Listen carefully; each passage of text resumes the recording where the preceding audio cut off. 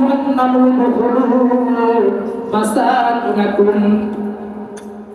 হযরত সুলাইমান আলাইহিস সালাম যখন তার দরবার নিয়ে যখন পিপিলিকা অধ্যুষিত এলাকায় যখন মুসলিম অতিক্রম করবেন, তখন একটি পিপিলিকা দাঁড়াইয়া ঘোষণা করলেন, ইয়া আইয়ুহান নামলু, এ পিপিলিকার দল, উদখুলু মাসাকিনাকুম, তোমরা তোমাদের ঘরের ভিতরে প্রবেশ করো। এ পিপিলিকার দল, তোমরা তোমাদের ঘরের ভিতরে কি করো? প্রবেশ করো। কেন?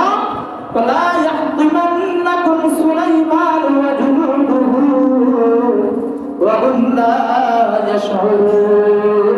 কারণ সুলাইমান আলাইহিস সালাম তার দলবল নিয়ে এখন তোমাদের মাঝে অতিক্রম করবেন, তোমাদের উপর দিয়ে পাড়ি দিবেন, আর তারা জানবে না, তারা বুঝবে না, তোমরা তাদের পায়ের নিচে পড়ে মারা যাবে। এই জন্য আমি তোমাদেরকে সতর্ক করতেছি, তোমরা অতি তাড়াতাড়ি ঘরের ভিতরে প্রবেশ করো। সুলাইমান আলাইহিস সালাম পিপিলিকার ভাষা বুঝতেন।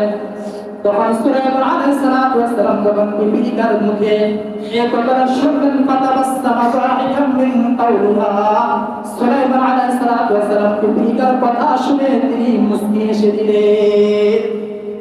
ফাতাবাসসামা যাহিকাম মিন কাওলিহা, তাফসীরের কিতাবের মধ্যে উল্লেখ করেন সুলাইমান আলাইহিস সালাম মুস্কি হেসে দিয়ে তখন ওই পিপিলিকাটাকে বাবা হাতের মধ্যে তুলে নিলেন।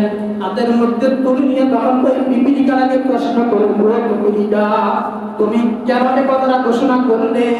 তুমি কি আমাকে জালেম ভাবলে কিনা? তখন পিপিলিকা হযরত সুলাইমান আলাইহিস সালামকে বললেন, ও আল্লাহর নবী সুলাইমান, আমি এই রাজ্যের ভিতরে যতগুলো পিপিলিকা বসবাস করে, আমি সকলের সরদার, সকলের নেতা, আর আমার দায়িত্ব আর কর্তব্য হলো এই শহরের ভিতরে যতগুলো পিপিলিকা আছে তাদের জান মালের নিরাপত্তা দেওয়া। এটা আমার দায়িত্ব আর কর্তব্য।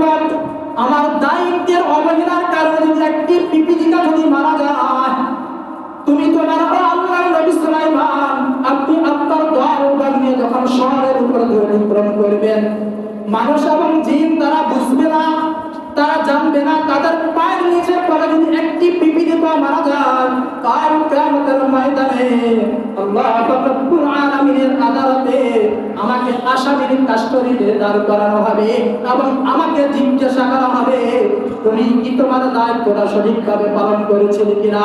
যদি তোমার দায়িত্ব সঠিকভাবে পালন করে থাকো, তাহলে এই শহরের ভিতরে এই পিপিলিকা সুলাইমান আলাইহিস সালামের দলের পায়ের নিচে পড়ে কেন মারা গেল?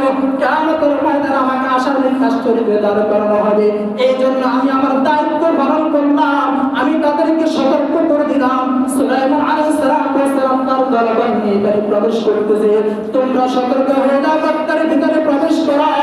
আর আমি তাদেরকে সতর্ক করার পরে যদি তারা তাদের অবহেলার কারণে যদি তারা মারা যায়, এটার জন্য আমাকে আপনার আদালতে জবাবদিহি করা লাগবে না।